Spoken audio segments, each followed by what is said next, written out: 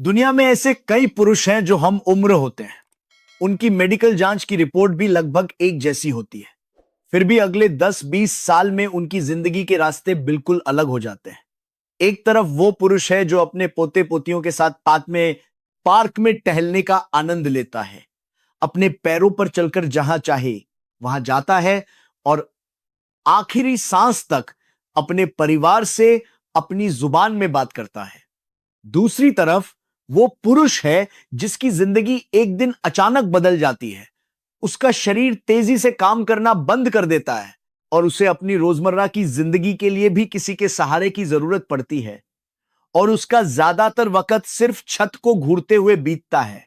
आखिर ये अंतर आता कहां से है? एक डॉक्टर के तौर पर 25 साल तक अनगिनत बुजुर्ग पुरुषों का इलाज करने के बाद मुझे यकीन हो गया है कि इसका जवाब सिर्फ किस्मत या जेनेटिक्स नहीं है, बल्कि कुछ ऐसी साफ और सामान्य आदतें हैं जो चुपचाप लेकिन निश्चित रूप से आपके स्वस्थ जीवन काल हेल्थ स्पैन को कम करती जाती हैं। सबसे पहले, स्वस्थ जीवन काल शब्द को सिर्फ कुल उम्र समझने की गलती न करें। इसका मतलब उस समय से है जब तक आप बिना किसी की मदद के अपनी मर्जी से अपने शरीर और दिमाग का इस्तेमाल करके जी सकते हैं। आपकी उम्र चाहे कितनी भी लंबी क्यों ना हो, अगर उसका आधा हिस्सा किसी की देखभाल पर या बिस्तर पर निर्भर होकर गुजरे तो यह न तो आपके लिए अच्छा है और न ही एक स्वाभिमानी पुरुष के तौर पर आपकी पहचान के लिए। मैंने अपने काम में यह कड़वी सच्चाई देखी है कि जो पुरुष अपने कामकाजी जीवन में बहुत सक्रिय और आत्मविश्वास से भरे होते हैं, वे अक्सर अपने स्वस्थ जीवन काल के इस मोड़ को पहचानने में देर कर देते हैं और तब पछताते हैं जब स्थिति हाथ से निकल चुकी होती है। ज्यादातर पुरुषों का मानना है कि जब तक उन्हें कोई बड़ी बीमारी नहीं होती तब तक वे ठीक हैं। लेकिन आपके स्वस्थ जीवन काल का अंत सिर्फ किसी बड़े हार्ट अटैक या स्ट्रोक से नहीं होता, बल्कि आपकी रोजमर्रा की जिंदगी में छिपी छोटी छोटी आदतें जो पहली नजर में मामूली लगती हैं, वही तय करती हैं कि 20 साल बाद आप कैसे होंगे। अब मैं आपको जो 5 कारण बताने जा रहा हूं, वे सिर्फ मेडिकल डेटा पर आधारित नहीं है, बल्कि ये मेरे 25 साल के क्लिनिकल अनुभव का सच है, जिसमें मैंने स्वस्थ और अस्वस्थ बुजुर्गों की जीवन शैली की तुलना करके यह निष्कर्ष निकाला है। मैं 5वें नंबर से शुरू करूंगा, लेकिन जो पहला कारण मैं आपको बताऊंगा वो शायद इतना चौंकाने वाला है कि आप में से कई लोग अपने कानों पर यकीन नहीं करेंगे और पूछेंगे, क्या यह शरीर के लिए बुरा है? हो सकता है कि जो काम आप अच्छा समझकर कर रहे हो या जो इतना सामान्य हो कि आप उस पर ध्यान भी नहीं देते, वही आपकी उम्र को कम करने का एक बड़ा कारण हो। आज मैं जो बताने जा रहा हूं वह कोई मुश्किल मेडिकल लेक्चर नहीं है, बल्कि एक छोटी सी जागरूकता है जो कल से आपके नजरिए को थोड़ा बदल देगी। अपने आप पर जरूरत से ज्यादा भरोसा न करें और न ही बेवजह डरें। बस एक बार शांति से यह देखने की कोशिश करें कि आप आज कहां खड़े हैं। क्या आपको अब भी लगता है कि आप ठीक हैं? अगर आपको लगता है कि हां, तो कमेंट में 0 लिखें। अगर आप थोड़ा चिंतित हैं तो 1 लिखें। 5, गलत तरीके से झपकी लेना यह एक ऐसी आदत है जिसे ज्यादातर पुरुष बुरा नहीं मानते। जो लोग अपनी पूरी जिंदगी काम के प्रति समर्पित रहे हैं, वे दिन में आंखें बंद करने को आलस समझते हैं या फिर थकान के कारण कई घंटों तक गहरी नींद में सो जाते हैं। लेकिन 25 साल के अनुभव में मैंने जिन पुरुषों का स्वस्थ जीवन काल लंबा देखा है, वे इस झपकी को एक बहुत ही सोची समझी रणनीति के तहत लेते हैं, जैसे किसी कीमती मशीन का रखरखाव किया जा रहा हो। मेडिकल नजरिए से देखें तो आपका दिमाग और शरीर पूरे दिन एक ही गति से काम नहीं कर सकते। खासकर 60 की उम्र के बाद ऑटोनॉमिक नर्वस सिस्टम का संतुलन युवाओं की तरह सहज नहीं रहता। ऐसे में अगर आप दिन बाद के डेट आप में बिल्कुल भी झपकी नहीं लेते तो दोपहर के बाद आपके दिमाग में थकान पैदा करने वाले अदृश्य पदार्थ जमा होने लगते हैं, जिससे शाम तक आपकी निर्णय लेने की क्षमता और ध्यान में भारी कमी आ जाती है। यही चीज गिरने का खतरा बढ़ाती है और याददाश्त की कमजोरी को तेज करती है। दूसरी तरफ सबसे ज्यादा ध्यान देने वाली बात है गलत तरीके से झपकी लेना। मेरे एक मरीज थे श्री रमेश जो अपने कामकाजी दिनों में बहुत फुर्तीले थे, रिटायरमेंट के बाद उन्होंने दोपहर में सोफे पर 1 या 2 घंटे गहरी नींद लेने को अपनी आदत बना लिया। पहली नजर में यह शरीर को आराम देने जैसा लगता है, लेकिन असल में यह उनके स्वस्थ जीवन काल को कम करने वाला एक बड़ा गड्ढा था। बहुत ज्यादा गहरी नींद में चले जाने से उठने के बाद भी दिमाग स्लीप मोड से बाहर नहीं निकल पाता और ब्लड प्रेशर अस्थिर हो जाता है। इसके अलावा दिन की लंबी नींद रात की नींद को हल्का कर देती है और नतीजतन आपके 24 घंटे की जीवन लय पूरी तरह से बिगड़ जाती है। जिन पुरुषों का स्वस्थ जीवन काल आश्चर्यजनक रूप से लंबा होता है, वे सिर्फ 15 से 20 मिनट का सक्रिय आराम करते हैं। वे कुर्सी पर बैठे बैठे या थोड़ा सा पीछे झुककर आराम करते हैं, लेकिन पूरी तरह से बेहोश होकर नहीं सोते। यह साबित हो चुका है कि एक छोटा सा आराम दिमाग की कैश मेमोरी को साफ करता है और रक्त वाहिकाओं पर पड़ने वाले दबाव को काफी हद तक कम करता है। आप झपकी को सिर्फ नींद मानते हैं या दोपहर के लिए एक निवेश, यही बात आपके 10 साल बाद की ऊर्जा तय करेगी। यह सोचना कि मुझे झपकी की जरूरत नहीं, मैं यंकी हूं, या थकान होने पर जितना मन चाहे सो लूंगा जैसी लापरवाही दोनों ही गलत हैं। जो लोग इन दोनों के बीच का बुद्धिमानी भरा रास्ता जानते हैं, वही हमेशा जवान रहने वाला शरीर पा सकते हैं। 4, अपनी भावनाओं पर भरोसा करना, डेटा पर नहीं। यह एक ऐसा जाल है जिसमें खास तौर पर जिम्मेदार पुरुष आसानी से फंस जाते हैं। ज्यादातर पुरुषों को लगता है कि वे अपने शरीर को सबसे अच्छी तरह समझते हैं।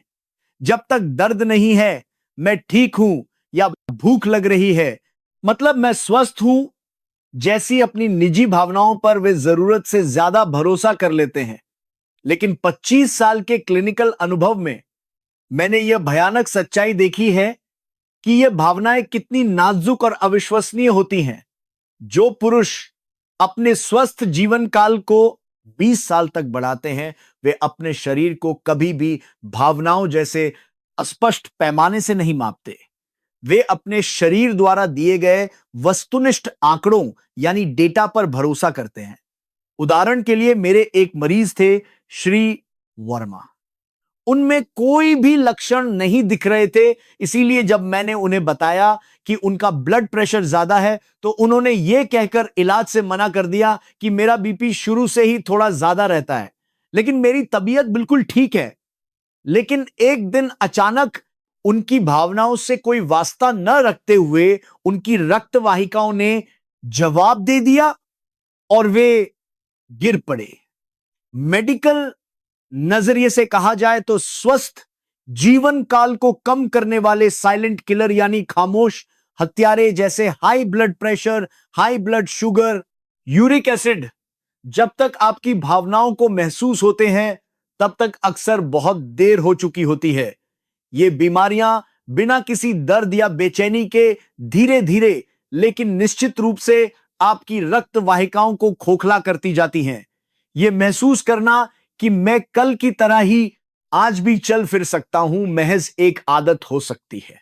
वहीं दूसरी ओर लंबे स्वस्थ जीवन वाले पुरुष घर पर अपने ब्लड प्रेशर की जांच और नियमित ब्लड टेस्ट की रिपोर्ट को उसी गंभीरता से देखते हैं जैसे कोई कंपनी की बैलेंस शीट देख रहा हो। वे नंबरों को देखकर घबराते नहीं, बल्कि अपने शरीर की मौजूदा स्थिति को निष्पक्ष रूप से समझते हैं और छोटे से छोटे बदलाव को भी नजरअंदाज नहीं करते। यही रवैया बड़ी बीमारियों को होने से पहले रोकने वाली सबसे मजबूत ढाल बनता है।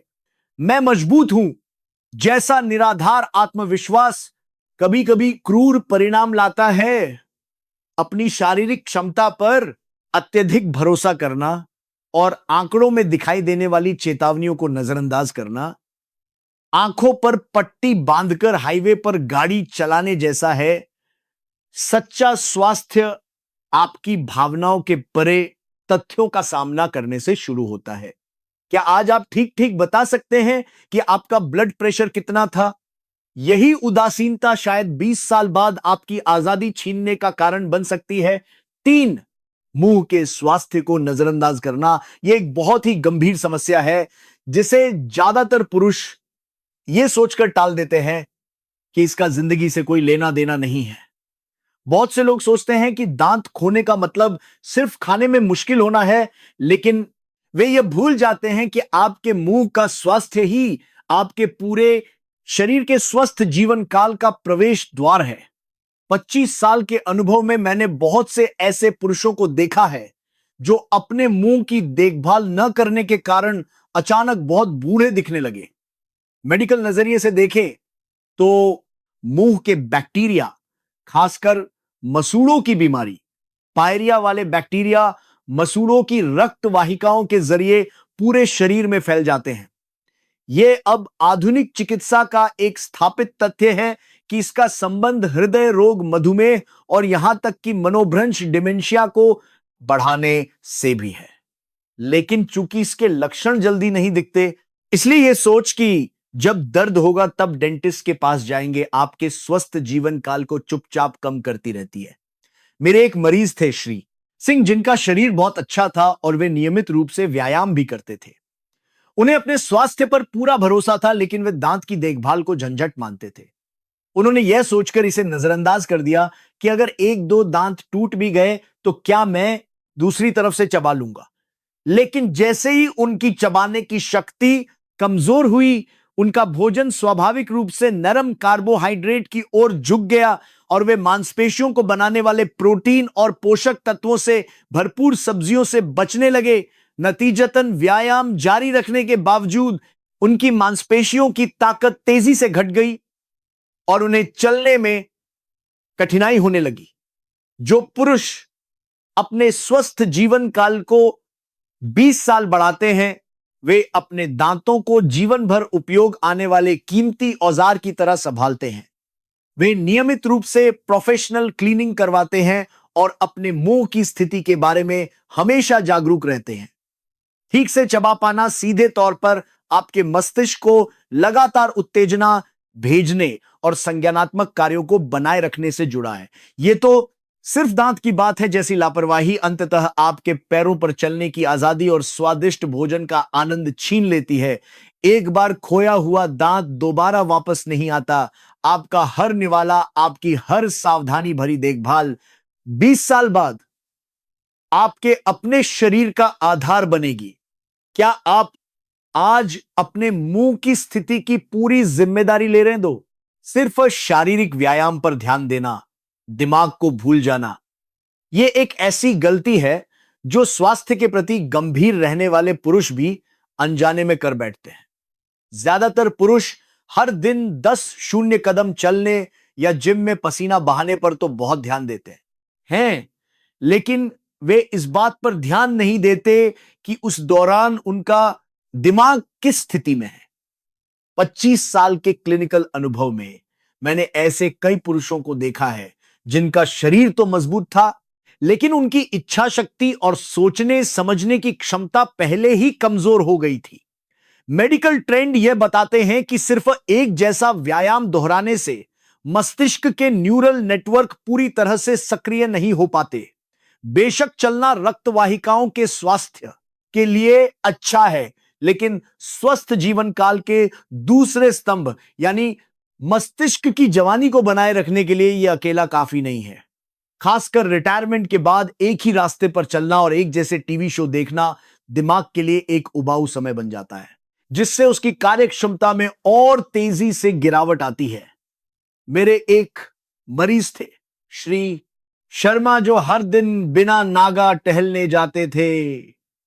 उनका मानना था कि चलने की वजह से उन्हें कभी डिमेंशिया नहीं होगा, लेकिन धीरे धीरे उनकी बातचीत का उत्साह खत्म हो गया और नई चीजें आजमाने की उनकी इच्छा मर गई।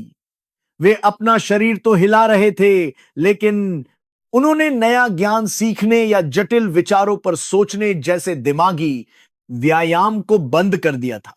जो पुरुष अपने स्वस्थ जीवन काल को 20 साल बढ़ाते हैं, वे अपने व्यायाम में दिमागी कसरत को जरूर शामिल करते हैं। उदाहरण के लिए वे जानबूझकर किसी नए रास्ते पर चलते हैं और अपने दिमाग में नक्शा बनाते हैं, या चलते चलते कोई कविता या शायरी सोचते हैं, या फिर अपने शौक से जुड़े समूह में दूसरों से बहस करते हैं। उनके लिए शरीर को हिलाना दिमाग को काम कराने का एक जरिया है, और बौद्धिक जिज्ञासा ही उनकी जवानी का स्रोत है। यह सोचना कि बस शरीर चलता रहे तो सब ठीक है, आपको दिमाग के बुढ़ापे के चुपचाप बढ़ते साये को देखने नहीं देता। मांसपेशियां धोखा नहीं देती, लेकिन दिमाग का इस्तेमाल न किया जाए तो वो आश्चर्यजनक रूप से जल्दी कमजोर हो जाता है। आज आपने अपने शरीर के साथ साथ अपनी बुद्धि और भावनाओं को कितना चलाया, दिमाग को दी गई यही छोटी सी उत्तेजना 20 साल बाद आपकी अपनी पहचान को बचाएगी। अकेलापन मदद मांगने से रोकना वाला गौरव। और अब नंबर 1, यह स्वस्थ जीवन काल को छोटा करने का सबसे बड़ा और सबसे मुश्किल कारण है। ज्यादातर पुरुषों ने अपनी पूरी जिंदगी अपनी ताकत और जिम्मेदारियों को पूरा करने को एक गुण मानकर जिया है, लेकिन यही गौरव उम्र बढ़ने के साथ अकेलापन नाम के घातक जहर में बदल जाता है। 25 साल के क्लिनिकल अनुभव में मुझे सबसे ज्यादा लाचारी तब महसूस होती है जब मैं ऐसे पुरुषों को देखता हूं जिनके मेडिकल आंकड़े तो बिल्कुल सही होते हैं, लेकिन समाज से नाता तोड़ने के कारण वे मानसिक और शारीरिक रूप से तेजी से मुरझा जाते हैं। मेडिकल रिसर्च भी बताती है कि सामाजिक अकेलापन मृत्यु के जोखिम को धूम्रपान या मोटापे से भी ज्यादा बढ़ाता है। खासतौर पर पुरुषों के मामले में रिटायरमेंट के बाद जब उनका पद चला जाता है तो वे खुद से किसी से बात करने या अपनी कमजोरी दिखाने से बहुत ज्यादा बचने लगते हैं। मेरे एक मरीज थे, श्री गुप्ता, जो एक बहुत ही काबिल इंजीनियर थे। मैं किसी पर बोझ नहीं बनना चाहता, यह उनका तकिया कलाम था। अपनी पत्नी के निधन के बाद उन्होंने किसी से बात करना बंद कर दिया और हर काम अकेले ही पूरा करने की कोशिश करने लगे। लेकिन बातचीत के बिना उनका दिमाग तेजी से सिकुड़ने लगा और तबीयत खराब होने पर भी वे किसी से मदद नहीं मांग पाए, जिससे उनकी बीमारी का पता बहुत देर से चला। जो पुरुष अपने स्वस्थ जीवन काल को 20 साल बढ़ाते हैं, वे दूसरों पर निर्भर होने को कमजोरी नहीं मानते, बल्कि वे जानते हैं कि दूसरों की थोड़ी मदद लेना और उनसे बातचीत करना अपनी स्वतंत्रता बनाए रखने की एक उच्च स्तरीय रणनीति है। रोजमर्रा की हल्की फुल्की बातचीत, पड़ोसियों से नमस्ते करना या एक जैसे शौक रखने वाले दोस्तों के साथ मिलना जुलना, ये सब सिर्फ मन बहलाना नहीं है, बल्कि ये दिमाग को उत्तेजित करने, भावनाओं को स्थिर रखने और इम्यूनिटी को बढ़ाने वाला सबसे अच्छा रिहैबिलिटेशन है। मैं किसी के सहारे के बिना अकेले ही जी लूंगा। यह संकल्प सुनने में बहुत मजबूत लगता है, लेकिन असल में यह बहुत नाजुक होता है। इंसान को जब तक किसी की जरूरत महसूस होती है और वह किसी से दिल की बात करता है, तभी तक वह जीने की इच्छा बनाए रख सकता है। आज आपने अपने परिवार के अलावा किसी और से कितने शब्द कहे हैं? अकेलापन आपके स्वस्थ जीवन काल को चुपचाप लेकिन बेरहमी से छीन लेता है। अपने गौरव को बचाने के लिए अपना दिल बंद करने के बजाय गौरव के साथ जीते रहने के लिए अपना दिल थोड़ा सा खोलकर देखें। आपका यह कदम 20 साल बाद आपको अकेलेपन से बचाएगा और एक शानदार जीवन जीने में आपकी मदद करेगा।